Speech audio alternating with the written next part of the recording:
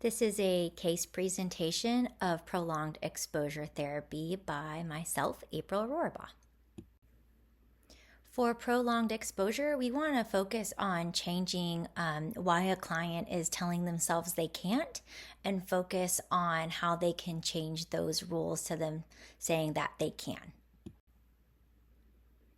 So people with post-traumatic stress disorder have a lot of barriers that they might run into. And people with PTSD will often feel like certain people or situations are unsafe. And they will avoid these people or situations. They will feel like they're in danger or they're reminded of the traumatic event.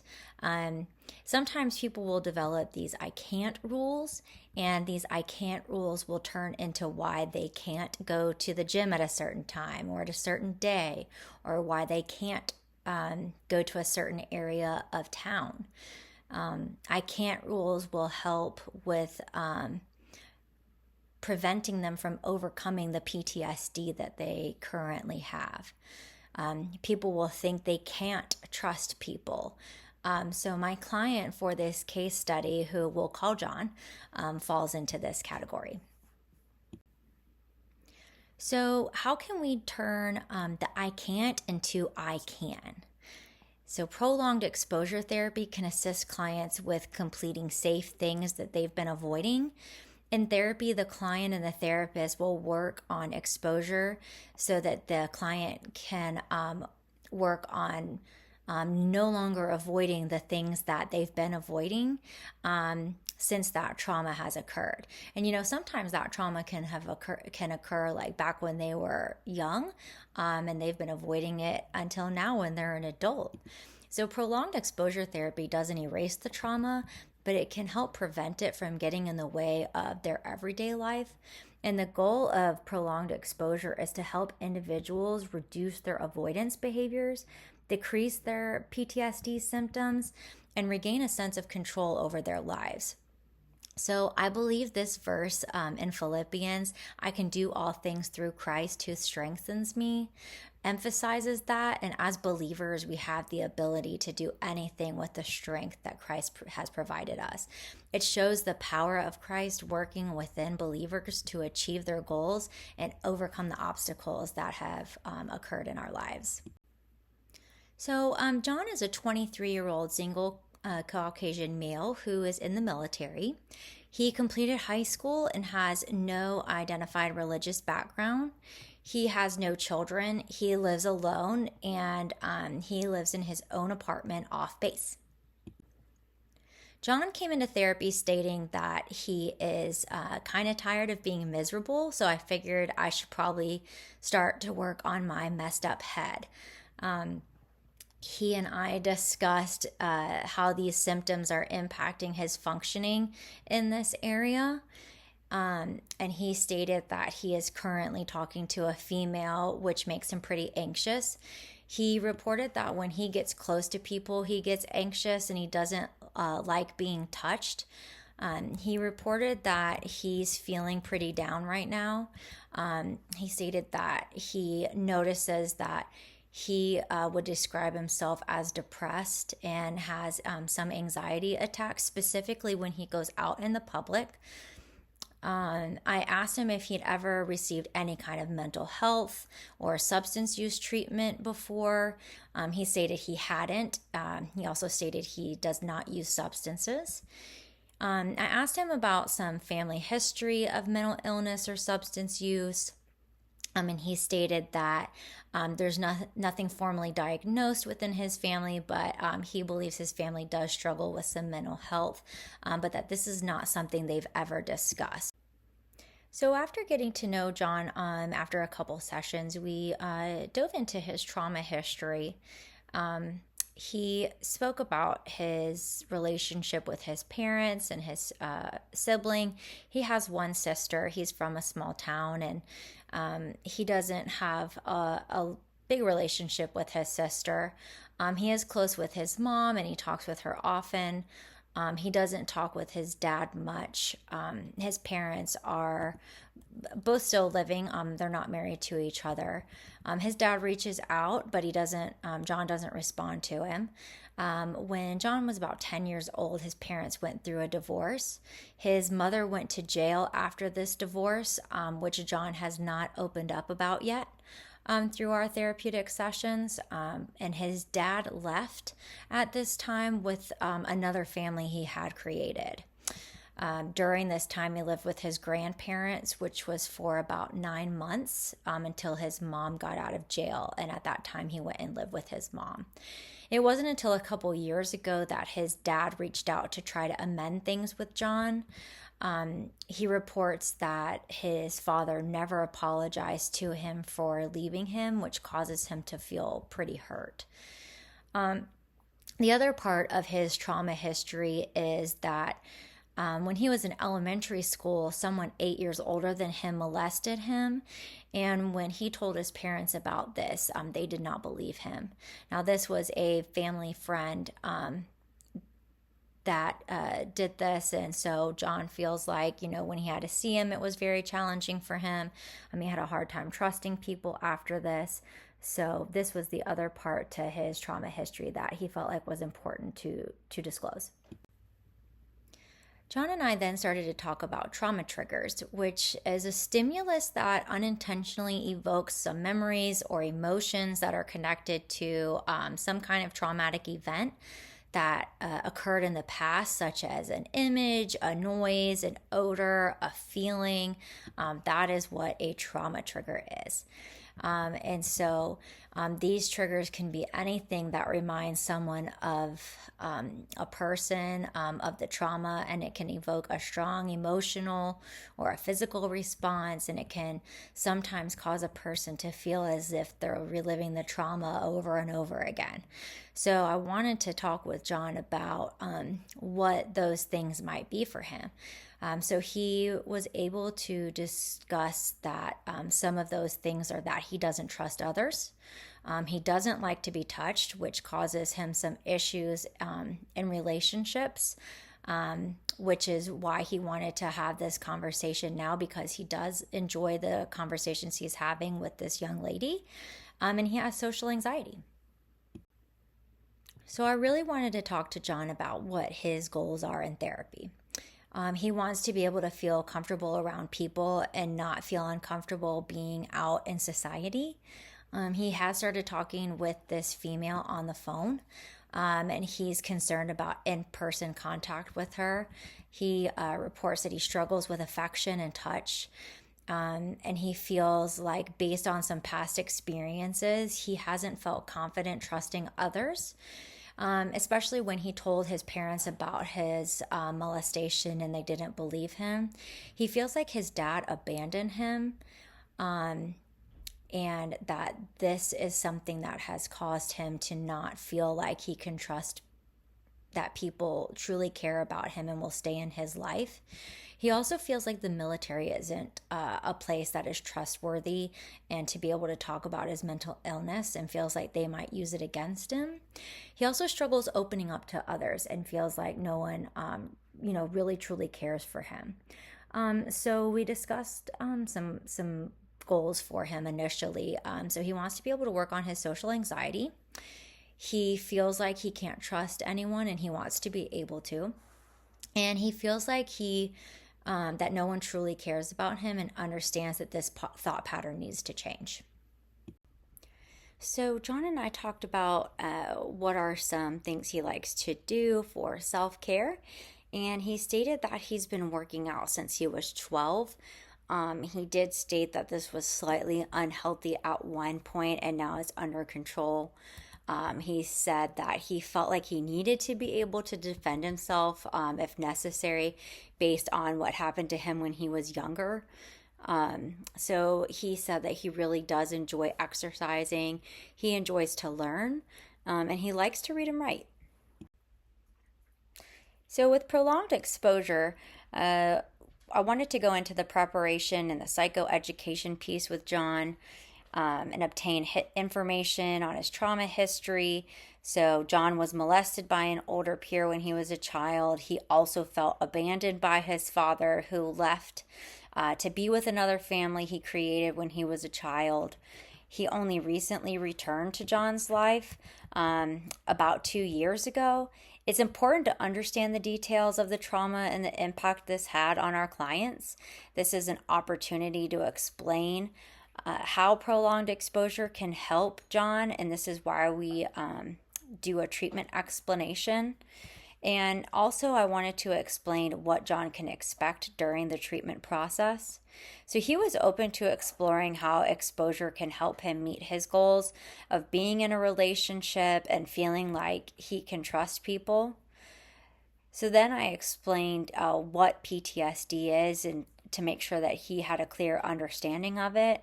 So I explained to John how his avoidance is likely playing a role in his life.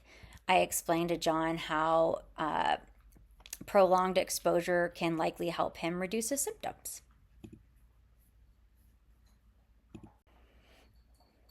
The next part of our therapeutic process was talking about imaginal exposure.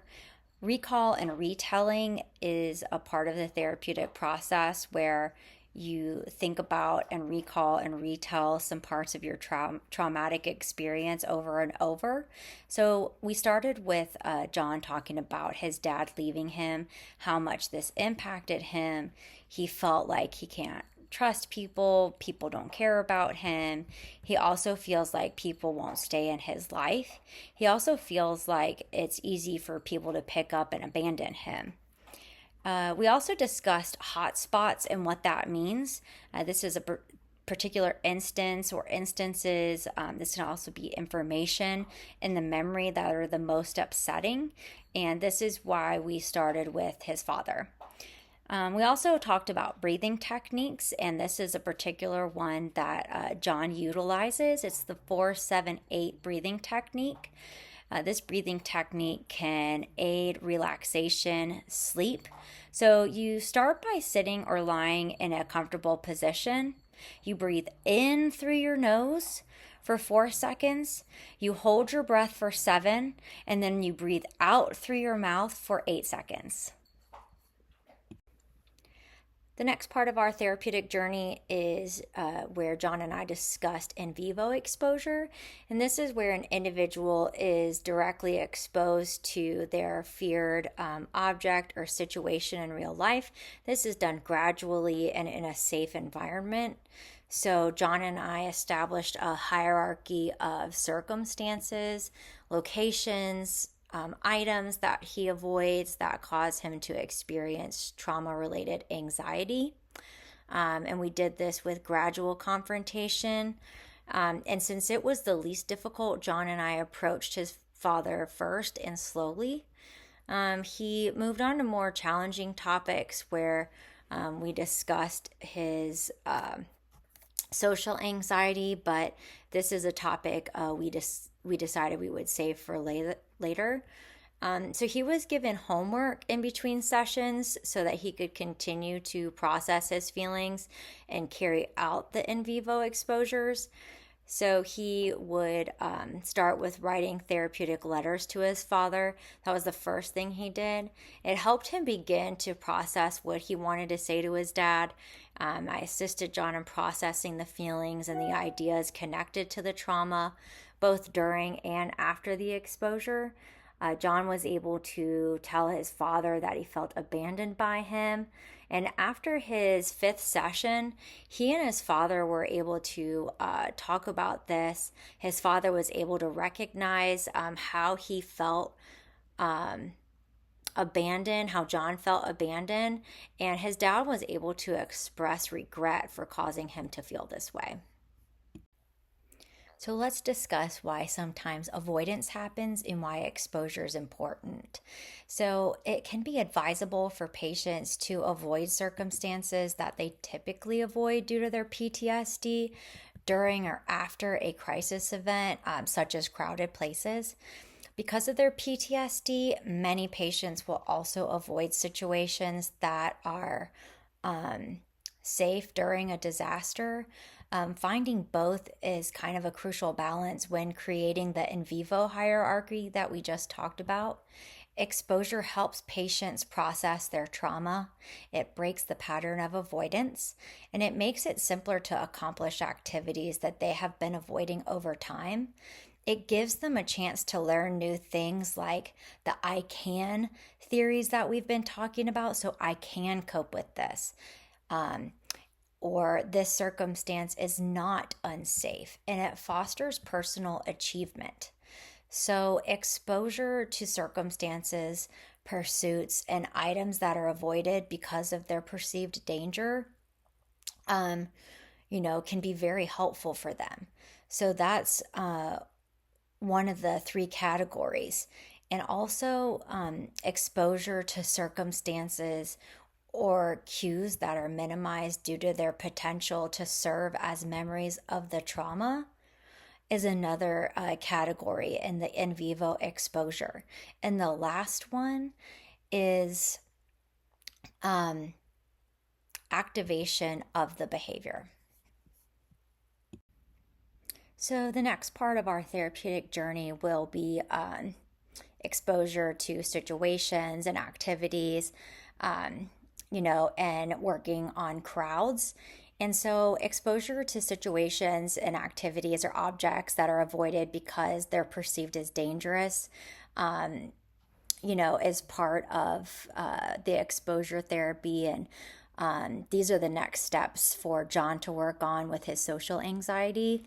And here's some categories of avoidance and how to work through them. So, with crowds, there can be imaginal exposure to a crowded situation. You can watch video clips of crowds. You can sit in the car close to the entrance of a supermarket or an essential business. Sometimes you can think people are dangerous, so you can sit at home with the windows or the blinds open. You can sit on your porch with your back to the street. You can sit in the backyard with the gate open, drive with the doors unlocked, sit in a car in a parking lot with the doors unlocked, walk with headphones in your ears. Close your eyes and listen to music loud, because then you don't have a perception of what's going on around you. Or go for a walk while maintaining social distancing. So these will be some of the things that John and I start to work on next as we move through the next part of his social anxiety, since we've moved on from his dad.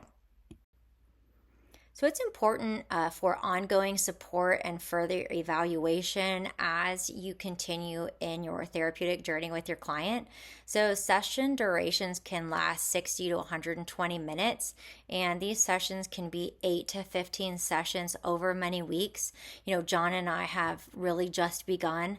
We've completed our 6th session, and we have several more to go. We have a few more topics we need to cover. We've just finished talking about his father, and we have a few more things we need to go over. We have to go over his past trauma with being molested as a child, how it made him feel that his parents didn't believe him. We have to go over some social anxieties. We need to talk about his fear of being touched. So we have a few more things we need to go over.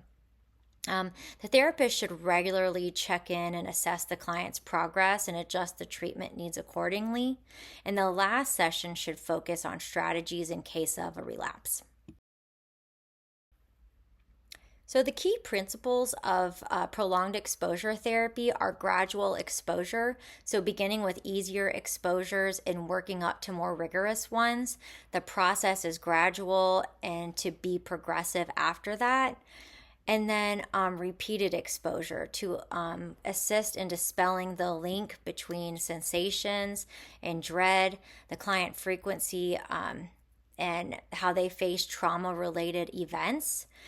And, we should be, as the therapist, emotionally processing with our client. So we should help with dispelling the link between sensations and fear.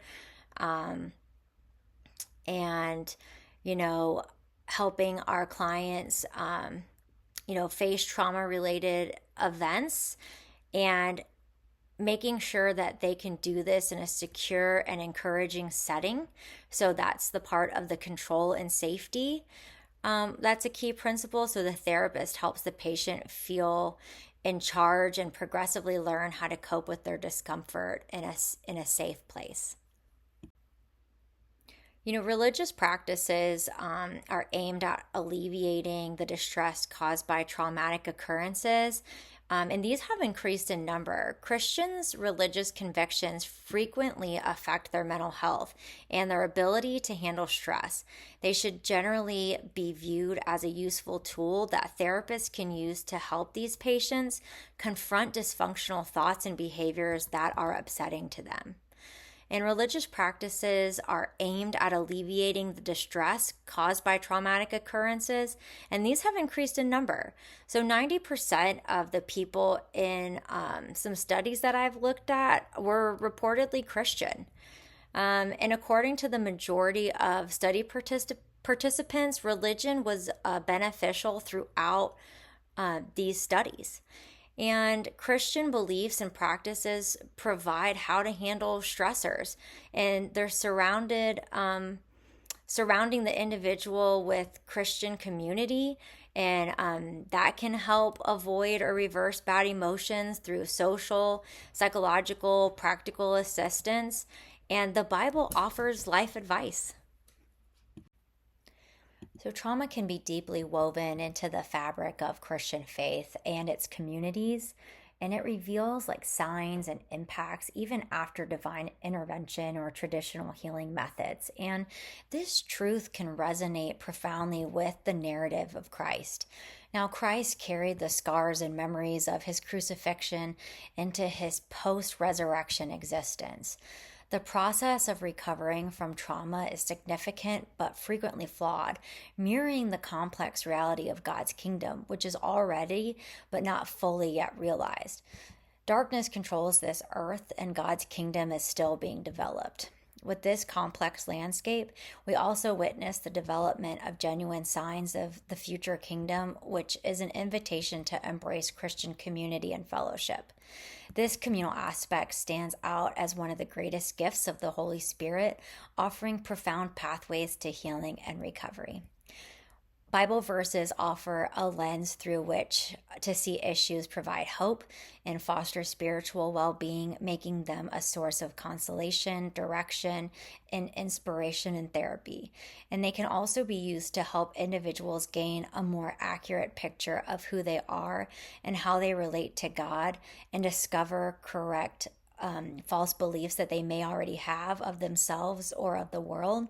And so I want to leave you all with this. And one of my favorite Bible verses to use, especially in the healing journey as therapists and working with individuals who are coping with trauma, is Matthew 11:28-30.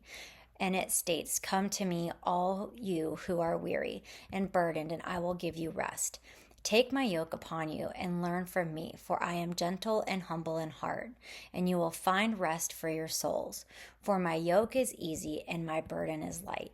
Jesus extends an invitation to slow down and find serenity, and in this verse, this highlights his kindness and his gentleness.